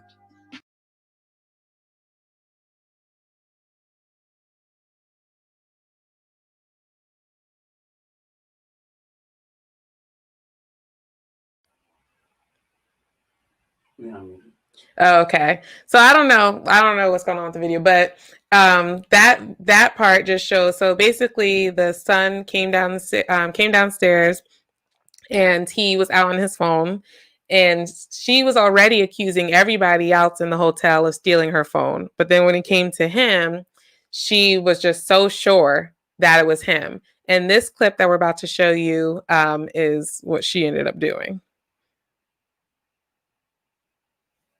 New video from the NYPD shows that woman You go turn it on up. the attack, tackling that 14-year-old boy she falsely accused of stealing her cell phone. Later, she's seen falling over. It's that surveillance video from the Arlo Hotel, Keon Harold's parents say, shows the hotel management mishandled the incident. After the hotel helped Okay, you the can do lady. this. Okay, yeah, I don't know if that's not the video you showed me, but anyway, you guys could gotta kind of get a glimpse of it. So I want to know, as a parent, being in that situation, the mom wasn't there. And the mom said the girl's lucky she wasn't there. But as a parent in that situation, how would you have handled it? If someone's accusing your child, and I think so, you like the video wasn't the best, this one, but they were walking away, and she snuck up behind them and tackled the son because she believed he stole her cell phone. And hun, Yeah, you heard it in the first video. She said, I'm not about to let him get away with my phone. And then she goes, and then the second video shows where she's basically tackles him after that. What were you saying? The ground goes say, would you go to the plantation and sing? What were you saying? I was going to say, do you want to tell them where her phone was? Oh, so she was looking for the phone the whole time, and her phone ended up being in a taxi, or the Uber. And the Uber driver actually bought it back, and the hotel ended up giving her phone.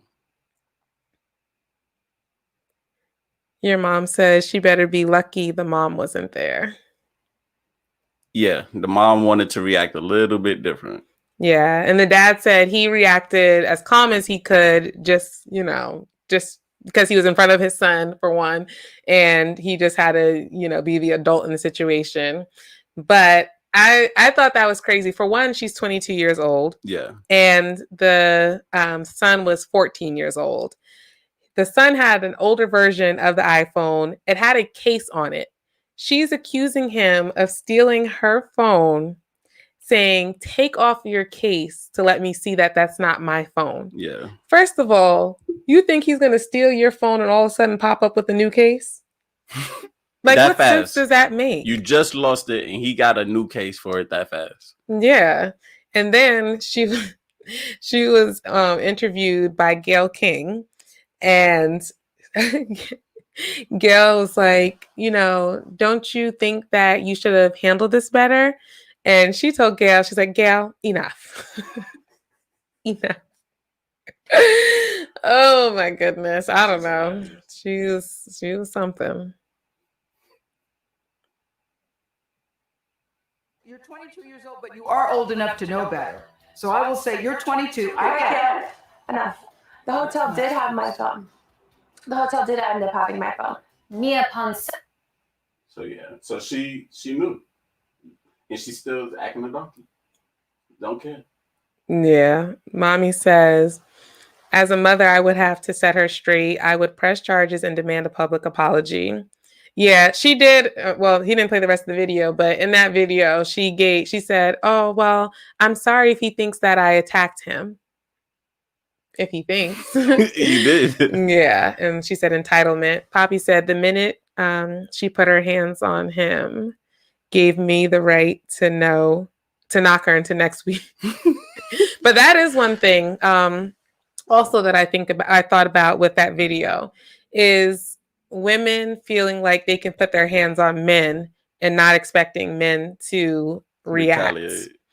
And I do Hey, cousin Lad. Hey. I do think that, obviously a man, she ended up arrested. Oh, good. I do think a man is, more times out of not stronger than women. So their aggression towards a woman should not be like you're fighting a man on the street. But I think as women, we have to understand just because a lot of men are, respectful and won't hit a woman doesn't give us the right to put our hands on a man. Especially like in this case, like she tackled that boy. Now, what if he would have got up and just body slammed her or something? Then he would have looked like the wrong person, and that's what the whole story would have been about. But it's like, keep your hands to yourself and treat people how you want to be treated. Yeah, it is. It's kind of disgusting. That's like your mom said. It's like an entitlement thing, though. Yeah, and the way that she was talking in the interview with Gail, you could tell it was an entitlement, and that she's not used to getting in trouble for the things that she does. The lady she was sitting with was her lawyer that her parents hired for her, and the lawyer was trying to tell her like to calm down, not say certain things, but she just didn't care. Yeah. Happy coffee. Yes, Shar. Courtney. You cannot. Hey, Court, if that's you. Yes, Shar. You cannot hit a man expecting that he won't retaliate. Her behavior was disgusting. I agree. Yes. I definitely agree. I've had my times. Well, actually, I've never like hit a man, but I've had my times where I pushed out of my grill. But I do think that a lot of women take advantage. Like I've seen videos of women like literally like fighting a man. And then I've seen videos, unfortunately, where the man really does pick them up and slam them to the ground. And it looks so bad because as a man, you are strong, but it's like we have to stop thinking that we can just hit somebody and not have anything happen to us. Any adult getting picked up and being put down looks bad. Yeah, well, yeah, especially if a woman's doing that to a man. If the woman doing it to a man, it looks wild. But if a man do it to a woman, it looks harsh. It does look very harsh. It looks harsh. Yes. So yeah, we just wanted to we wanted to share some videos just to get everybody thinking, to start the discussion. And just like I know pretty much everybody on here has a different mindset than what they show of us in the mainstream media. So that's why I love coming on here and talking with you guys to get your perspective on things. Then she had the nerve to try and be Puerto Rican for the first time in her life and use it as an excuse to say she's not racist. I didn't know she did that. I didn't know she did that. I did not know she did that. Oh man, that's funny. People always have something to say why they're not racist. And Court says, I kept hitting this one little boy in school until one day he snapped and knocked me across the classroom. I never hit a man since. Yeah. I had a friend. Oh, I'm sorry, Court. I'm glad you're still okay to this day. I had a friend that did the same. I mean, I still think he took it too far, but like he slapped the heck out of this girl, but she kept going. Like it was like an everyday thing until he got tired of it. And cool. Okay, so that makes me think about something, because now I feel like I've heard in schools, even if someone puts their hand on your child's not supposed to hit them back. Yeah, both people get suspended or something like that. No. Right? They don't necessarily, if your child doesn't hit them back, no. But they're teaching kids to, if someone hits you, go tell the teacher. Because there's a lot of parents in here, and even those who are not parents, I want to hear your thoughts. What do you guys think about that? If your child, like if someone hits your child, are you instructing them to defend themselves, or are you telling them to go tell the teacher? Yeah. So we don't have kids, right? But what I'm going to be instructing my kid to do is, you can try to talk the situation out. You know what I'm saying? Wait, but no. If things is tensing up, try to keep your words. You know what I'm saying? Like that. Mm-hmm. But once somebody put their hands on you, I'm going to tell my kids to do exactly what my mother told me to do. And Cairo, cover your ears. No, just, you don't have to curse. Beat their ass and then go tell the teacher. just like that. It ain't because I'm not just gonna say, yeah, hit them back and then go tell the teacher. No, it's not just hit them back. You need to make sure you have the upper end by the time you go tell a teacher, because they should have never put their hands on you. You're gonna win that one, and then you're gonna go tell the teacher. In my opinion. What do you think?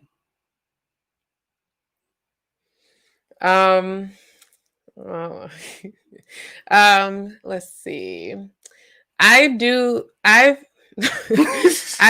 feel like if someone puts their hands on you, that you should defend yourself. And I don't think that you necessarily have to go like super crazy, but I do think you should defend yourself and let it be known that this just doesn't happen.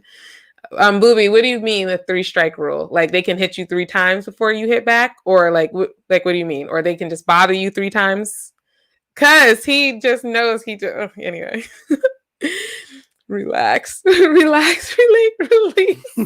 I'm trying. Your mom said that's right, son.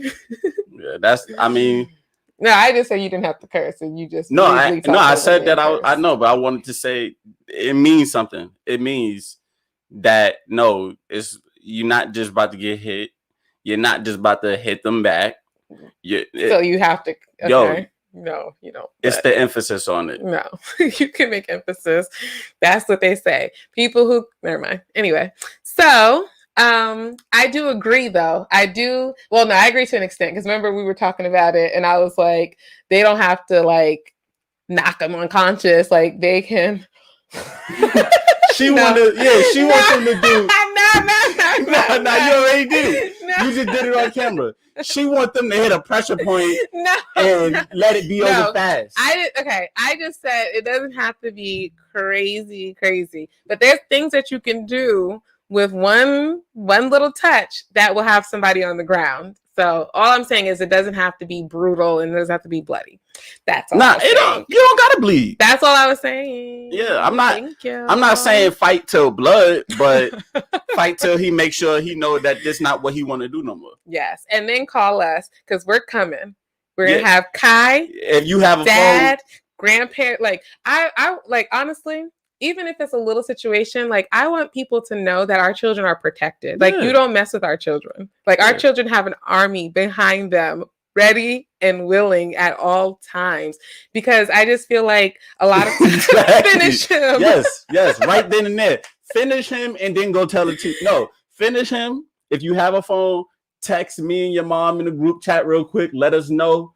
And then go tell the teacher. We're on our way. Yeah. No, but I think that's so important is that people know that your kids are protected, because I've even seen times, and you told me about a time where a parent will hit a child or put their hands on a child. He's seen it. Yeah. So I want people to know, like our kids, because when people feel like your kids aren't protected or you're not protected, they think they can get away with things.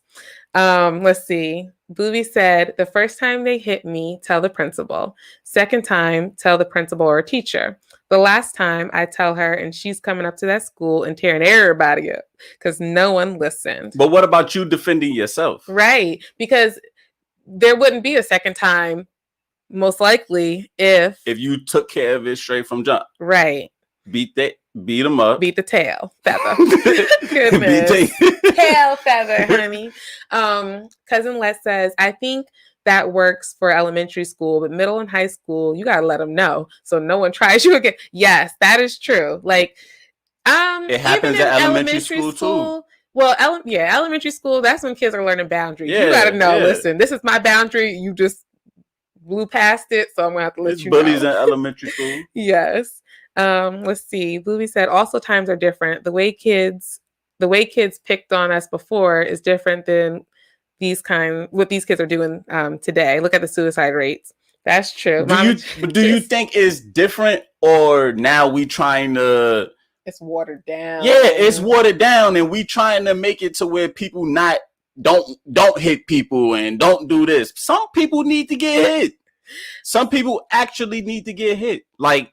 They don't know. Like that's where we learn our boundaries from.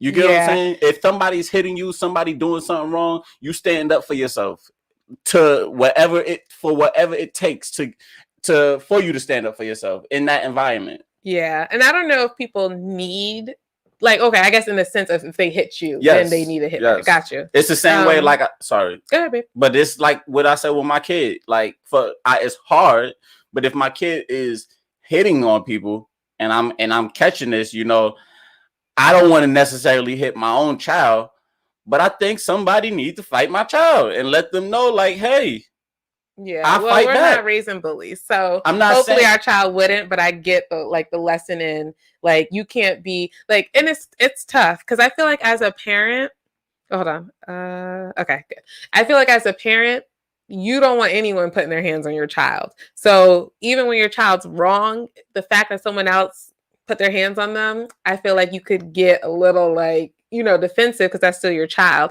But I get the lesson in you can't go around putting your hands on people because for every action there's a reaction, and you have to know there are boundaries. And that, I'm saying that if I just keep hearing that my kid is hitting on people and nobody's doing anything to them, I don't want to hear no stories of just somebody just hitting my kids. Yeah, like, no. Right. And we're not raising bullies. We're not raising doormats. So listen. The Lord, go ahead.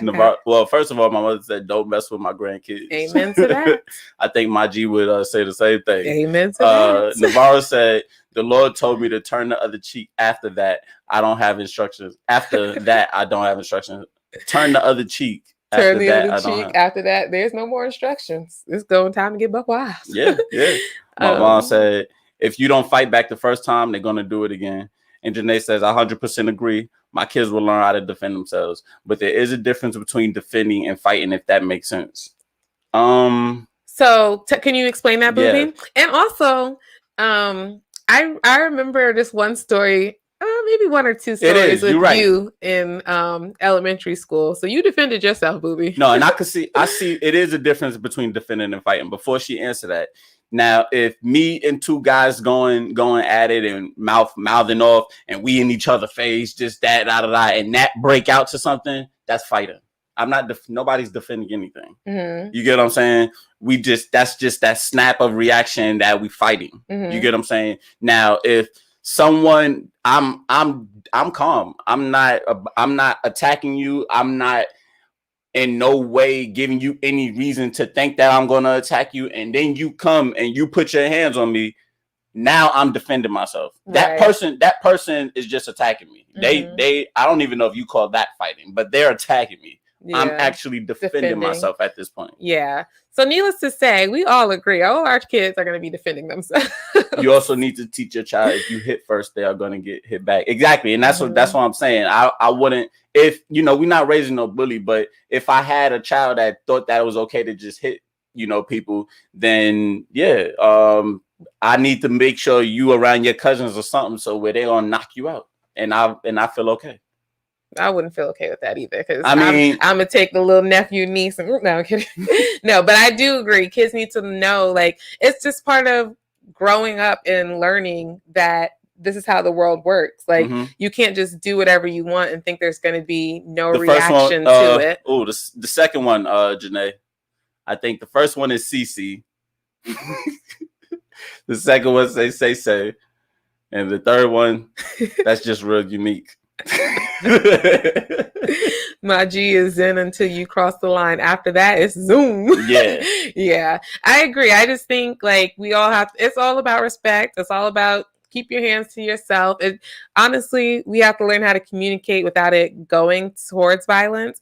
But then if it does go towards violence and someone touches your child, I do think they have every right to defend themselves. And I don't care what the schools have to say. They are trying to desensitize or like make it too sensitive. Where it's like these little kid gloves and like, oh no, you just come tell me. No, because then, like everybody on here said, pretty much, if you do that, you're a target now. They know they can get to you. Bullies, they prey on people who they know they can. They're not going to defend themselves. Yeah, exactly. So I agree. I just wanted to say, because that made me think of it as far as the situation. We were talking about like guys and girls putting their hands on guys and things like that. It just made me think about that. It's deep because kids just do stuff, man. They do stuff. I was the quiet kid, and I had my little altercations with people. I wasn't the super quiet kid, but you're not about to. I've never been in a fight in my life. You're not, and I think it's because people did know I was protected because my older brother went to school with me and he was always there behind every corner.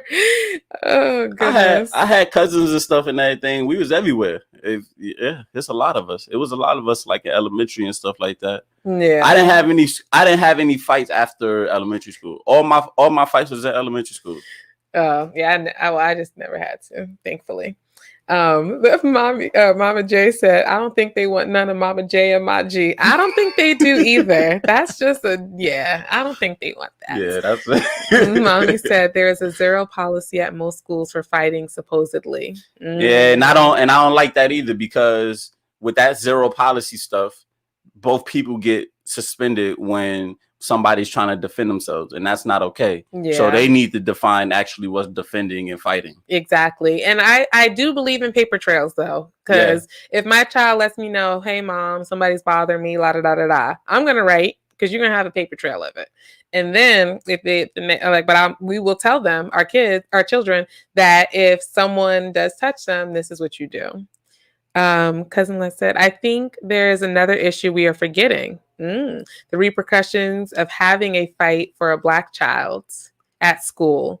So as far as like what Saquon was just saying, like suspension, like they would get in trouble and be kicked, and threatened to get kicked out the school or have to stay out of school for 2 weeks. Because isn't some expansion like 15, 14, yeah, 15. Which is crazy. 10 days, 2 school weeks. That's ridiculous. Like, how much information are you missing because you defended yourself? Yeah, and that's very true. And I'm not sure, the sense that you talking in, but I went to an all Black school and it was the same for everybody. Everybody getting the same type of treatment. Well, the schools I went to for fighting, they wasn't that long. I knew people who got into fights and they didn't get expelled for suspension. In the beginning, when we were young, it wasn't that long. It was like a 3 to 5 day thing. But out of nowhere, it just turned to 10 days. It was straight up 10 days. Mama J said it's 10 days out there. Yeah, it was in middle school. It wasn't 10 days. Are you talking about high school and middle school? Oh, no. It started I think it started like the end of middle school when they started doing the 10 days. Courtney said same, Saquon. Yeah, so it was like that for a while. That's crazy. Yeah, all Black school. It don't matter. It ain't nobody getting any type of special treatment compared to anybody else. Well, it may not even be a special treatment thing. It could also be we don't want to deal with this child type of thing, so we're going to keep him out or her out as long as possible. I mean, it could be that too. Did you get work sent home to you? No, you don't get work. Exactly. You got to make up the work when you come back. Unless you know what? That's crazy. And I also see that part goes deeper. I think that if you have a parent that is, making sure that wants to make sure that you pass and everything like that, and they want to have contact with the teacher, not with your teachers, then I believe that you can get your work. I don't think that you have to have an advocate. They're not gonna. Yeah, you need to have somebody fighting for you. I don't think they're just gonna not let you get your work. Yeah. But everybody getting the 15. I mean the 10 days. Okay. Poppy said, my nephew was 9 and was accused of stealing because he was Black. I went into the store, told the owner, this is my nephew. I grabbed a 6-pack and now someone is calling the cops and I will be back. Wow. So what ended up happening, Poppy? Let's see. Cousin Les said, not just suspension. We got the school to prison pipeline. Oh, that's true. Alternative schools where they learn more crap. That's true. Yeah, but the school to prison pipeline is in full effect when there's no family involved in that kid life. Yeah, but that's what she's saying. Yeah. Like, you have to think about the repercussions for it too. 10 days. Yeah. And then Navarro said, I'm cool with my son taking that L, but when he returns, he won't get bullied. I feel the same way. I'm not cool with them taking the L because I don't think it's right. So I get like, yeah, he's not going to get bullied, but I'm also not going to just allow the school to do that. And if they want to fight, and that's why I think, I don't know, it's a tough one. we're gonna argue because I feel like it's important to like be the advocate for your child, but also be able to teach your children the things that they should. I don't know. I'm a fan of homeschooling for that purpose too, just because I feel like we're leaving our kids into other people's hands to kind of raise them in a sense. Yeah, and I get it. See, and I agree. I don't mind my son taking that loss. I'm gonna fight to make sure my child stay in school. Like, we're gonna argue. We're gonna argue this one out. You're not about to just it's not gonna be that easy. Right. But I understand the system. So if we take the loss, we're gonna take the loss with a smile on our face, and I'm gonna be like, I'm glad you did what you did. Right, you defended yourself. Yeah, you defended yourself. And when you get back, just know that we're going to put in that work to make sure the work is done, you up to date and everything like that. We're going to be back at it. And guess what? You could walk back in that school with your head high. That dude did not, basically take control of you. Like, you stood up for yourself. That's that. As a son, for a son, and I don't know if it's different. No, it's not different for a daughter. Sitting here thinking about it, no, it's going to be the same thing. Well, for our daughter, I would hope her brother's in the same school with her, and I would hope that it's not a man a boy putting his hands on my daughter. I'm just speaking female to female. Oh, yeah. Now, if it's that far, then yes, my son needs to step it up and handle that. Yeah. Oh, Poppy said, so basically his 9-year-old nephew went into the store and was accused of stealing. And because he was Black. So then Poppy went in, grabbed a 6-pack of beer and told the owner, now someone is stealing, call the cops. When I get out of jail, I'll be back for the store owner.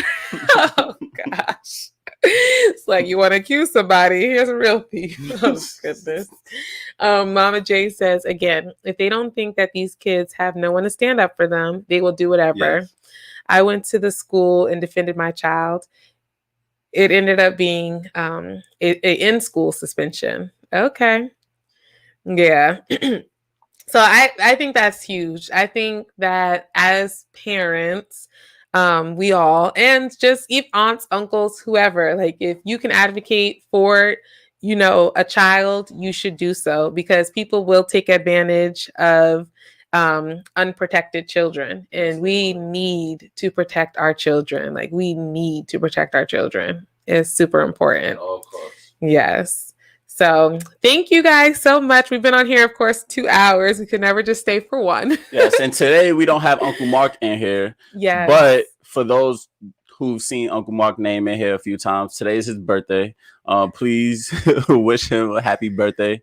Happy birthday, Uncle Mark.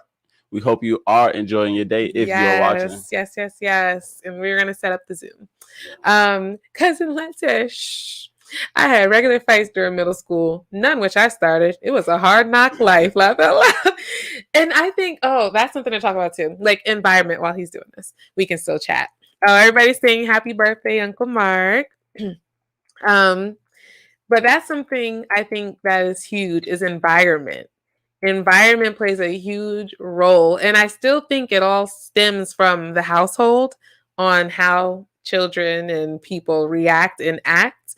But it's like when you're in an environment, like I was talking about DC, so one of my friends, and I was like, I remember when I went out there and I was visiting, and Poppy said it didn't seem that long. I know, these 2 hours, it just goes by so quick when we're on here having conversations with you guys. But I remember when I'm in DC, like I'm such a bubbly, upbeat, smiley type person. And so I'm just, me smiling at everybody, just going through, and everybody's had like a stone face. And I'm just like, rude. But it's just the environment. It's like New York. Like everybody's just doing their thing. They're just tunnel vision on the move to do what they need to do for them. So, oh, honey, it disappeared. Okay. So it's like, I get it, but I feel like that environment makes you a certain type of way. It does. It does. It does. It does. It does. Why? Why you think that? because of all the people that I know from that environment. You have a different mindset. Like even you, like you have a different mindset. Like you don't like you're not. I mean, being a man too, it's a little different, but it's like you're not just going to be going around just smiling or the quickest person to open up and be talkative and let your guard down and stuff like that because of what you experience. I've been exposed to more possible dangers than you have. Exactly. So because of your experience from your environment, it created who you are today. That's so true. You're more aware of your surroundings. You're like I can say in certain situations I'm a little bit more naive because I'm very optimistic. I'm such an optimistic person. And it's like Saquon is more of the cautious and like, maybe let it out first. He's very observant, and it's because of the things that he experienced. Let's see. Poppy said, in my day, gangs ruled the school. How was yours? No, gangs didn't rule my school. No, sir. So go ahead, honey. We had, a few, but they didn't run the school. Yeah, we knew that there were gangs, but they didn't run the school. Oh, thanks, Dolly. So they didn't run the school for us, but that Poppy made you the way that you are. And, so I feel like your environment will shape you. Come on, cousin. Look at his face. Look at his face. What's up, G? Hey, G. Oh, G, we're about to get off soon. Hey, G, we about to send a link. We about to say happy birthday to Uncle Mark on Zoom. So look out for that one. Okay, yeah, he'll text you the link. Cousin, but yeah, come on now. Kai, go sit down, baby.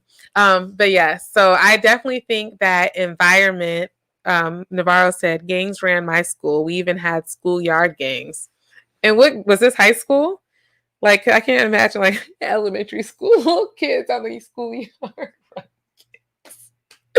But it starts in the home. If you don't want the streets to raise your kids, you need to raise your kids. I also think it depends on what people look at as ran the school. It depends on who you were and things like that. I mean, because yes, but it shouldn't matter who you were. Like if you had people to vouch for, like it shouldn't matter because that means they still ran the school. You were just okay with them. You know what I'm saying? Like that's still not okay. No one should have to go to school being worried that a gang is going to, take their money, take their jacket, take their shoes just because they're not cool with them. You know what I'm saying? Yeah, I guess. Yeah. You guess? No, you're right. They shouldn't. They shouldn't. Like what? They shouldn't. Like I said, it's just perspective because when you. I mean, I guess. Yeah. I never move thinking about these people. That's why I guess, so I never had the sense of anybody was running the school like other than these people. Now, if it's to the point where none of these people, like the teachers, the security guards, and all of them, now if they scared of the students, then that's a whole different situation. Nowadays, the video. Oh, we're gonna have to find one of these videos. I don't know if I want to play it, but there's like videos where students are fighting the teachers and stuff like that. So some teachers are scared of these students. Let's see. Mommy says, good night. Please feed and walk my granddog. We shall. Cousin Let says, the streets were in the schools. When you are poor, you have no choice but to go to a certain school. That's true. And the socioeconomic area you live in, the schools, they don't get any attention. They don't get funding like that. And you're just stuck with the bottom of the bottom. And I feel, and she also said some parents cannot afford to homeschool or transport kids. That's true. That is true. I feel like that plays a role too. It's like if you don't have a lot of money and so your schools don't have a lot of money, you get the bad type of books, or you don't even get books, or you got to share books. It's like if you're not going to feel valued, as it's like you may not think about it, but you're not feeling valued and you're not going to value the things around you. Mm-hmm. So like there's going to be, because the only reason that there's all these, I feel like gangs and fights and things like that, especially in elementary schools, something so young, is because there's a lot of aggression within people. And there's a lot of aggression because they're lacking. So I do agree with that, Cousin Let. Poppy said, welcome to life. Wait, welcome to live in Fort Apache. The Bronx. Welcome, or maybe welcome to life in Fort Apache. Let's see. Because I didn't have fights in high school because I went to a gifted program and was given a bus pass, 2-hour ride to school. Wow. And Mama J said they also have teachers that are not scared. They fight back. They do. But a teacher shouldn't even have to fight a child. Like, that's just crazy to fight a teacher. Start like at there's home. no respect. Yeah. Like that's I don't know. That's a whole different conversation, guys, that we can pick up next week. Yeah. But we do appreciate everybody. Oh, go ahead. Were you gonna say something? I was about to close it out with you. Okay. So we appreciate all of you guys for joining us and for chiming in on the conversation. It's always great. I love hearing you guys' feedback and perspectives. It adds to our thoughts. Did you want to say anything, hun? Nah, for real. It was good having everybody on. Thank you, Crystal, if you're still here. Yes. For coming on. Yeah, coming on and letting us finish what we were talking about last week. Yes. I just got up shaking my head. It's so good. Thank y'all for joining us again this week. Yes. And everybody in here, if you don't mind, please like the video, subscribe to the channel if you haven't. And then next week we will be back. So we're gonna do every Thursday at 5:30. Yeah, every day at 5:30. No, and if you guys also follow us, like us on Facebook, when we schedule, you'll be notified as well of the scheduling and when we go live.